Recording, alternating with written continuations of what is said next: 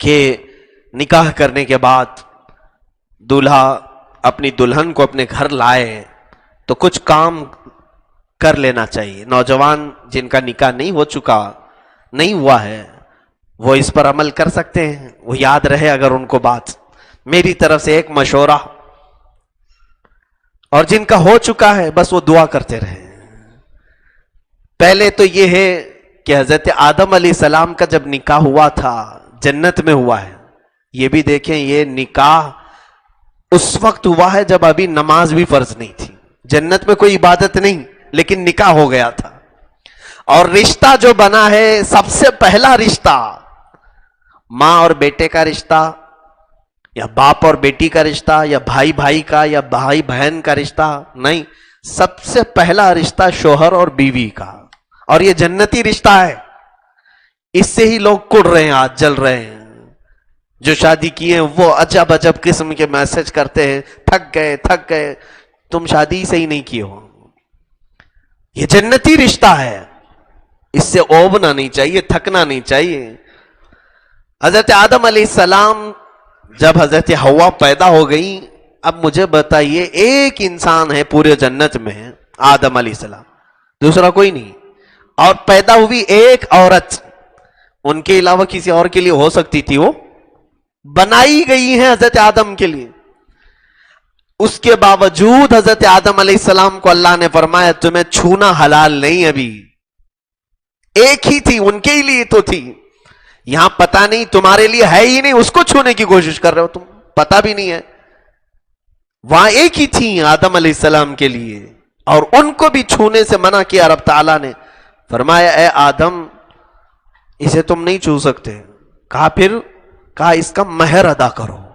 یہ قانون جنتی ہے، مہر ادا کرو اس کے بعد تمہارے لیے حلال ہوگی. مہر کیا دوں مولا؟ رب تعالیٰ نے فرمایا تمہاری اولاد میں اخیر زمانے میں میرے ایک حبیب نبی پیدا ہوں گے جن کا نام محمد ہوگا، زمینوں پر آسمانوں پہ احمد ہوگا. اس نبی پر تم 20 بار درود بھیجو، یہ تمہارا مہر ہے. یہ علامہ عبدالحق محدث دہلوی رحمۃ اللہ علیہ نے اس کو لکھا ہے اپنی کتاب مدارج النبوہ میں. میرے عزیزو، آدم علیہ السلام کے لیے بی بی حوا حلال ہوئی. اب میں جو چیز بتانا چاہ رہا ہوں، حضرت آدم علیہ السلام، حضرت بی بی حوا، ان کے لیے جو حلال ہوئی، وہی یہاں پر میں نوجوانوں سے بھی کہوں گا تم مہر جو بھی باندھتے ہو باندھ لو، 5,000 7,000 10,000 تمہاری حیثیت کے مطابق. لیکن ساتھ ہی تمہاری دلہن گھر پر آنے سے قبل ہی مصطفیٰ کریم صلی اللہ علیہ وسلم کی ذات پر تم بھی درود پاک بھیجو.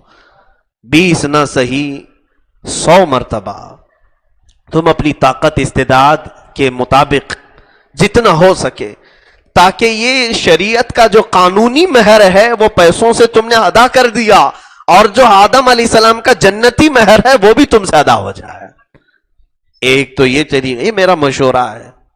اعلیٰ حضرت رضی اللہ تعالیٰ عنہ نے جو فرمایا وہ یہ ہے کہ دلہن کو گھر پر لائیں تو پہلے اس کے گھر پہ داخل ہونے سے پہلے ہی اس کے پیر دھل لو، اس کے پیر دھل لو، اور اس کے پیر کے دھلے ہوئے پانی کو گھر کے چاروں کونوں میں ڈال دو. چاروں کونوں میں ڈال دو، اللہ رب العزت خوب برکت نازل فرمائے گا، برکت آئے گی. اور دلہن جب گھر پر آ جائے تو پھر فرمایا کہ رات کو جب تم تنہائی میں ہو جاؤ گے، حجلہ عروسی میں تم آئے، آج پہلی رات ہے ملاقات کی، تو دلہن اور دولہا جب اکیلے ہو جائیں، تنہائی ہو جائے، خلوت صحیحہ ہو جائے، تو سب سے پہلے وہ اپنے غلط طریقوں سے ملاقات نہ کریں. ہائے ہیلو نہیں، سلامتی کے ذریعے سے ایک دوسرے کو سلام کریں. اور یہ سلام تمہارا اللہ نے اگر قبول کر لیا تو ہمیشہ دونوں سلامت رہو گے. دعا ہے نا، السلام علیکم ورحمت اللہ وبرکاتہ. اللہ تم پر سلامتی نازل کرے اور اللہ کی رحمتیں اور برکتیں ہوں تم پر. دلہن اگر پہلے سلام کر رہی ہے تو دولہے کے لیے، یا دولہا اگر پہلے سلام کر رہا ہے تو دلہن کے لیے. لیکن کوئی اس میں یہ ضروری نہیں ہے کہ پہل کسے کرنا چاہیے، جو چاہے کر سکتا ہے. سلام کے ذریعے سے ابتدا ہو.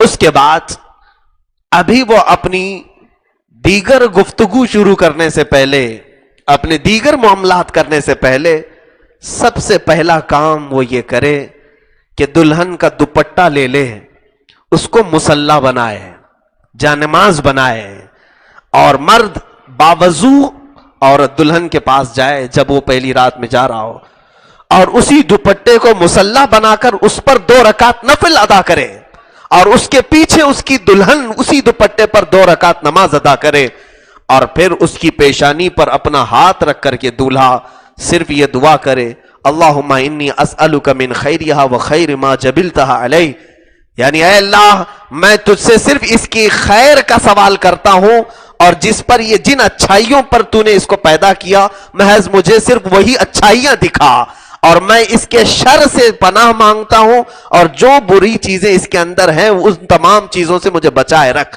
یہ دعا کے بعد آگے کے معاملات کریں۔ اعلیٰ حضرت رضی اللہ تعالیٰ عنہ نے لکھا ہے مولا تعالیٰ موت تک ان دونوں کو سلامت رکھے گا، ان کو نیک و صالح جوڑوں میں شمار کیا جائے گا، ان کو صالحین میں شمار کیا جائے گا۔ یہ زندگی گزارنے کے اور طور طریقے شروعات کی یہ تمام چیزیں ہیں۔ سوال تو یہ کوئی نہیں کرتا ہے نوجوان آ کر کے، پہلے یہ پوچھتا ہے شیروانی کیسے سلاؤں، مفتی صاحب اچھا مشورہ دے دیں، آپ جوتے کیسے سلواؤں، امامہ کیسے بندواؤں، مجھے اسی کام کے لیے رکھا ہے۔ میرے عزیزو، زندگی کی پہلی رات ہو، ایک نئی زندگی گزارنے جا رہے ہو، تو یہ بھی تو سوال کریں کہ میرے آقا صلی اللہ علیہ وسلم کی سنتیں کیا ہیں، اسلامی طور طریقہ کیا ہے، اسی اعتبار سے اپنی زندگیوں کو شروع کرو۔ تو یہ جو شقاق ہے، یہ جھگڑے ہیں، ان تمام چیزوں کی نوبت ہی نہ آئے۔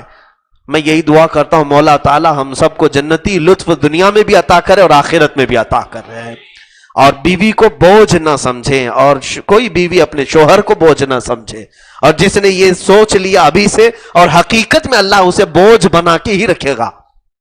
جس نے سوچا یہ بیوی میری بوجھ ہے، روزانہ کچھ نہ کچھ مانگتی رہتی، تم نے دماغ میں جیسے اس کو بوجھ سمجھا، رب تعالیٰ نے تمہارے لیے اس کو بوجھ ہی بنا دیا۔ اور تم اگر یہ سوچتے کہ اللہ تعالیٰ نے میرے حوالے اس کو کیا ہے، میں ذریعہ بنا ہوں اس کے رہن سہن کا، اس کے کھانے پینے کی، اس کی تربیت کا، تو اللہ تبارک و تعالیٰ ایسے آسانی سے تمہارے لیے رزق کے دروازے کھولے گا، تمہیں پتہ بھی نہیں چلے گا۔ ایسی جگہ سے رزق آئے گا جہاں تمہارا گمان بھی نہیں ہوگا۔ بوجھ نہ سمجھے، نہ عورت مرد کو بوجھ سمجھے، نہ مرد عورت کو بوجھ سمجھے۔ یہی زندگیوں کے اسلوب ہیں میرے عزیزوں۔